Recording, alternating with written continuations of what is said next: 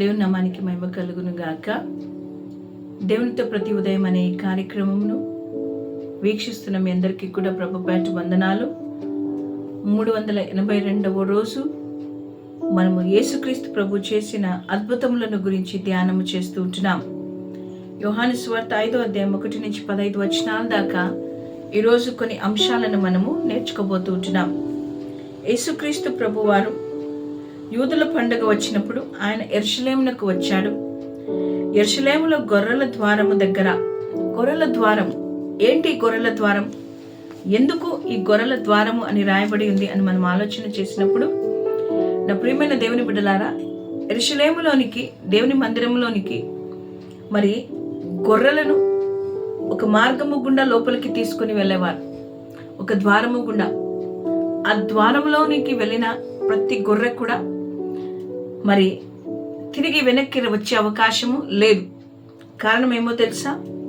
ఆ గొర్రెలను బలిగా అర్పించడానికి మరి స్త్రీలు పురుషులు ఆ గొర్రెలను అక్కడికి తీసుకుని వచ్చేవారు. నా ప్రియమైన దేవుని బిడ్డలారా, అక్కడ ఆ గొర్రెల ద్వారము దగ్గర ఎబ్రీ భాషలో బెతెస్దా అనబడిన ఒక కోనేరు ఉండేది. ఆ కోనేటికి 5 మంటపాలు ఉన్నాయి. ఆ 5 మంటపాలలో కూడా మరి ఎక్కడ చూసినా రోగ వ్యాధి కలిగిన వారు ఆ మంటపాలలో గుంపులు గుంపులుగా పడి ఉన్నారు. ఆ యొక్క మంటపాల మధ్యలో ఒక కోనేరు ఉంది. ఆ కోనేటిలోనికి ఆయా సమయాలలో దేవుని దూత వచ్చి నీళ్లను కదిపి వెళ్ళినప్పుడు వ్యాధిగ్రస్తులు, రోగగ్రస్తులు ఆ యొక్క మరి నీటిలోకి దిగినప్పుడు వారు స్వస్థతను అందుకొని వెళ్ళిపోయేవారు. అక్కడ 38 సంవత్సరాల నుంచి ఒకే స్థలములో పడి ఉన్న ఒక వ్యక్తి ఉన్నాడు. ఆయన లేవలేని స్థితి, ఆయన భయంకరమైన వ్యాధి కలిగిన వ్యక్తిగా ఉంటున్నాడు. వ్యాధి కలిగిన ఆ వ్యక్తి ప్రతిరోజు ప్రయత్నం చేస్తూ ఉన్నాడు ఆ నీళ్ళలోకి దిగాలని, కానీ ఆయన చేత కావడం లేదు. ఒక స్థలంలోనే స్టాగ్నెంట్ అయిపోయాడు, ముందుకు కదలలేని స్థితిలో ఉంటున్నాడు. మరి ఆ యొక్క చోటుకి యేసుక్రీస్తు ప్రభు వచ్చాడు. యేసు వాడు పడి ఉండుట చూచి అప్పటికే బహుకాలము నుండి ఆ స్థితిలో ఉన్నాడని ఎరిగి, చూసారా, యేసుక్రీస్తు ప్రభు సమస్తం ఎరిగిన దేవుడు. అప్పటికే బహుకాలము నుండి ఆ స్థితిలో ఉన్నాడని యేసు ప్రభుకు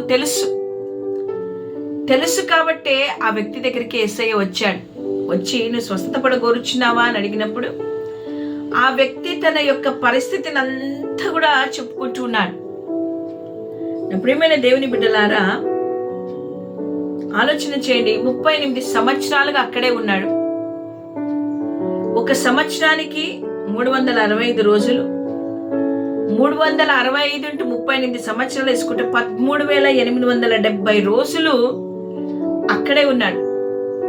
ఆ 13,870 రోజుల్లో ఎంతో మంది బాగా వెళ్ళిపోవడం అతను చూస్తూ ఉన్నాడు, కానీ నిరాశ చెందలేదు. ఏదో ఒక రోజు నాకు అవకాశం వస్తుంది, నేను కూడా నీళ్ళలో దిగుతాను, నేను కూడా బాగుపడతాను అనే నమ్మకము తప్ప అతనిలో వేరే ఏది కూడా లేదు. అటువంటి వ్యక్తిని యేసుక్రీస్తు ప్రభు కనుగొని ఆయన దగ్గరికి వచ్చాడు. స్వస్థత పడగోరుచున్నావా అని అడిగినప్పుడు వాడు మాట్లాడసాగాడు. యేసుక్రీస్తు ప్రభువు ఆ వ్యక్తితో ఒకే ఒక మాట, నువ్వు లేచి నీ పరుపెత్తుకొని నడుమని వానితో చెప్పాను. వెంటనే వాడు స్వస్థత నొంది తన పరుపెత్తుకొని నడిచాను. హల్లెలూయా.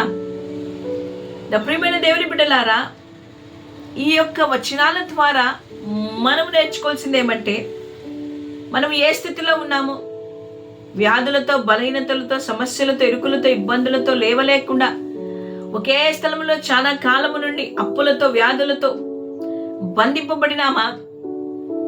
బంధింపబడిన వారికి శుభవార్త, యేసుక్రీస్తు ప్రభు తానే మన దగ్గరికి, అంటే మీ దగ్గరికి రాబోతూ ఉంటున్నాడు. యేసుక్రీస్తు ప్రభు ఏ రీతిగా వ్యక్తి దగ్గరికి వచ్చాడో, ఉదయకాలం ఆయన నీ దగ్గరికి, నా దగ్గరికి అదే రీతిగా వస్తూ ఉంటున్నాడు. నా ప్రియమైన దేవుని బిడ్డలారా, కీర్తనల గ్రంథము 34వ అధ్యాయం 18వ వచనంలో ఒక మాట రాయబడి ఉంది. చదువుకుందామా? 34:18 ఆయన ఒక మాట అంటాడు, విరిగిన హృదయం గల వారికి ఆయన ఆసనుడు, నలిగిన మనస్సు గల వారిని ఆయన రక్షించును. విరిగిన హృదయం గల వారికి ఆయన ఆసనుడు. ఈరోజు నువ్వు విరిగిపోయిచున్నావా? బాధతో ఉంటున్నావా, దుఃఖముతో ఉన్నావా, రోగముతో ఉన్నావా, వేదనతో ఉన్నావా, నువ్వు మనస్సు నలిగి ఉంటున్నదా? ఇదిగో భయపడద్దు. అట్టి వారిని రక్షించడానికి, ఆదుకోవడానికి ఆయన వచ్చాడు. హల్లెలూయా. ఈ వ్యక్తి హృదయము నలిగిపోయింది. ఈ వ్యక్తిని ఆదుకున్నాడు, రక్షించాడు యేసుక్రీస్తు ప్రభు. ఈ ఉదయకాలమున మారని దేవుడు, మాట్లాడే దేవుడు, మన దేవుడు, ఒకే రీతిగా ఉంటున్న దేవుడు ఈ ఉదయకాలం నీ దగ్గరికి, నా దగ్గరికి ఆయన వచ్చి ఉంటున్నాడు. మన ఆత్మీయమైన నేత్రాలు తెరవబడినప్పుడు మనం ఆయన చూడగలుగుతాం. ఆయన నిన్ను ప్రేమిస్తున్నాడు కాబట్టి నీ దగ్గరికి వచ్చాడు. నీ స్థితి ఆయనకు తెలుసు కాబట్టి ఆయన నీ దగ్గరికి వచ్చాడు. యేసుక్రీస్తు ప్రభు నీకు విడుదల ఇవ్వడానికి వచ్చాడు. నువ్వు ఒంటరిగా ఉన్నావా? ఆలోచన చేస్తూ ఉన్నావా? అయ్యా, నా పరిస్థితి ఏంటి? నా జీవితం ఏంటి? నా పిల్లల భవిష్యత్తు ఏంటి? నా కుటుంబ పరిస్థితి ఏంటి? నాకు ఉద్యోగం రాదా? నేను అభివృద్ధిలోనికి రానా? నా కుటుంబం కట్టబడదా? నా కుటుంబంలో శాంతి సమాధానం ఉండదా? ఆత్మీయమైన జీవితం నాకు లేదా? ఎప్పుడు బిజీగానే లోకం వైపు పరిగెత్తుతూ ఉన్నాను. ఆత్మీయంగా ఎదగడానికి నాకు అవకాశం లేదా? నేను ఒంటరి వాడనైపోయినా? నాకెవరు తోడులేరా? అందరూ నన్ను చేయి వదిలేశారా అని నిరాశ చెందక, నా ప్రియమైన దేవుడు యేసుక్రీస్తు ప్రభువు ఆయన మరి ఎటువంటి దేవుడు అంటే ఆయన సహాయము చేసే దేవుడు. అతడు నిన్ను బలపరిచే దేవుడు. అతడు నిన్ను ధైర్యపరిచే దేవుడు. అతడు నిన్ను నడిపించే దేవుడు. కాబట్టి ఉదయకాలమున ఆయన నీ దగ్గరకు వచ్చి ఉంటున్నాడు నిన్ను విడిపించడానికి. నేను అర్థాంతరంగా ఆయన చేయి వదిలేసే దేవుడు కాదు. వాలంటరీగా, స్వచ్ఛందంగా ఆయన నీ దగ్గరకు వచ్చి ఆయన కనికరముతో ఆయన నిన్ను విడిపించడానికి సమర్థవంతుడు, శక్తివంతుడు. ఆయన శక్తితో నీ సమస్యలన్నింటిలో నుండి ఆయన నిన్ను విడిపిస్తాడు. నా ప్రియమైన దేవుని బిడ్డలారా, యేసుక్రీస్తు ప్రభు ఆ రోజు ఆ యెరూషలేము ద్వారము దగ్గరికి, ఆ బెతెస్దా దగ్గరికి కేవలం ఈ 38 సంవత్సరాలు బాధపడుతున్న వ్యక్తి కోసం మాత్రమే వచ్చాడు. ఈరోజు ఉదయకాలమున ఆయన కేవలం నీ కొరకే వచ్చి ఉంటున్నాడు.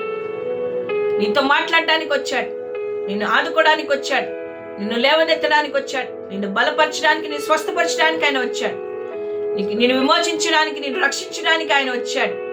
దిగులు పడకుండా, ఆలోచన చేయకుండా యేసు వైపు చూడు. స్వస్థత పడగోరుచున్నావా అని అడిగినప్పుడు వెంటనే ఆ వ్యక్తి అవును ప్రభువా, నా పరిస్థితి ఇది అని చెప్పినట్టుగా నీ హృదయంలో ఉన్న బాధను, నొప్పిని, వేదనను ఆయనతో పంచుకో. ఆయన నిన్ను విడవకుండా నిన్ను లేవనెత్తే దేవుడై ఇచ్చినాడు. నీ పరిపెత్తుకొని నడుమని ఆజ్ఞ ఇచ్చినట్టుగా ఈరోజు నిన్ను నీ స్థితిలో నుంచి బయటకు తీసుకొని రాబోతుంటున్నాడు. యేసుక్రీస్తు ప్రభు అక్కడి నుంచి వెళ్ళిపోయిన తర్వాత ఆ వ్యక్తిని దేవాలయంలో కలుసుకొని ఆయన అన్నాడు, మరి ఎక్కువ కీడు నీకు కలగకుండానట్లు ఇకను పాపము చేయకుమని చెప్పగా, పాపము చేయడం బట్టి నీకు కీడు సంభవిస్తుంది, అపాయం సంభవిస్తుంది. కాబట్టి నీవు చేయవలసిన పని ఏమంటే, నీ పాపము చేయకుండా జాగ్రత్త కలిగి బ్రతుకు అని యేసయ్య అతనితో చెప్తూ ఉన్నాడు. నీతో నాతో ఆయన అంటున్నాడు, ఇదిగో నేను విమోచించాను, నేను రక్షించాను. ఇకెన్నటికీ పాపము చేయకుండా, కీడు చేయకుండా నువ్వు జాగ్రత్తగా నువ్వు జీవించు. నువ్వు పరిశుద్ధంగా, పవిత్రంగా నువ్వు జీవించు. నా కొరకు నేను జీవించాను ఆయన చెప్తూ ఉంటున్నాను. ఈరోజు ఉదయకాలం నేను విడిపించి రక్షించడానికి ఆయన వచ్చాడు. నువ్వు పాపము చేయొద్దని నేను హెచ్చరిస్తూ ఉంటున్నాను. కీడు నీకు కలగకుండా ఉండాలంటే పాపము చేయకుండా దేవుని వైపు చూస్తూ నిన్ను నడిపించే యేసును ఆశ్రయించినప్పుడు ఆయన నీ జీవితంలో అద్భుతాలను చేస్తాడు. కాబట్టి నా ప్రియమైన దేవుని బిడ్డలారా, నిశ్చింతగా దేవుని వైపు చూద్దామా? 38 సంవత్సరాల నుంచి బాధపడుతున్న వ్యక్తిని లేపని దేవుడు నిన్ను నన్ను బాగు చేయలేడా? నన్ను నడిపించలేడా? ఖచ్చితంగా ఆయన చేయగలడు. ఆయన వైపు చూసిన వారిని ఆయన త్రోసివేసే దేవుడు కాదు. ఆయన అందరినీ ప్రేమించే దేవుడు. నిన్ను ప్రేమిస్తున్నాడు, నీకు విడుదలని ఇవ్వాలని ఆశపడుతూ ఉంటున్నాను. కాబట్టి ఉదయకాలమున ఆయన వైపు మనము చూద్దాం. దేవా నాకు సహాయం చేయని అడుగుదాం. ఖచ్చితంగా ఆయన కార్యమును చేస్తాడు. దేవుడి మాటలు మనం వినికిడిలో దీవించును గాక. ఆమెను ప్రార్థన చేసుకుందాం. పరిశుద్ధ ప్రేమ కలిగిన దేవా స్తోత్ర. యోహాను సువార్త 5:1-15 దాకా ప్రభువానైనా మీ మాటల్లోని సారాంశమును మేము తెలుసుకున్నాం. అయినా మీరు ప్రేమించే దేవుడు, ప్రాణమును మా కొరకు ప్రాణం పెట్టిన దేవుడు, మన విడుదల విమోచన కొరకై నీ రక్తాన్ని చిందించిన వాడు, వెల చెల్లించి మమ్మల్ని కొన్నావు. నీకు స్తోత్రాలు. ఉదయ కాలమున ప్రభువా, మేము కూడా బంధకాలలో, అనారోగ్యముతో, అస్వస్థతతో, బలహీనతలతో, సమస్యలతో తండ్రి ఒకే స్థలంలో కట్టబడి ఉన్నాం. స్టాగ్నెంట్ అయిపోయాం, కదలలేక ఉంటున్నాం సమస్యల ద్వారా. ఈరోజు ఆ సమస్యల్లో నుండి మమ్మల్ని బయటికి తీసుకురమ్మని వేడుకొట్టు ఉన్నాం. మీ కార్యములు ఆశ్చర్యమైనవి, అవి మా కంటికి కనబడవు, చెవికి వినపడవు. వాటి కార్యములను మా పక్షాన నువ్వు చేసి నీ నామానికి మహిమ తెచ్చుకోమని అడుగుతూ ఉంటున్నాం. నా వాక్యం వింటున్న ప్రతి బిడ్డను మీరు దర్శించండి.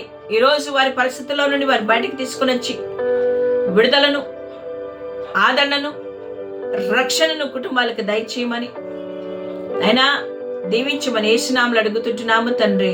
ఆమేన్. అందరికీ వందనాలు. Praise the Lord. దేవుడు మిమ్మల్ని మీ కుటుంబాలను దీవించును గాక. ఆమేన్. God bless you.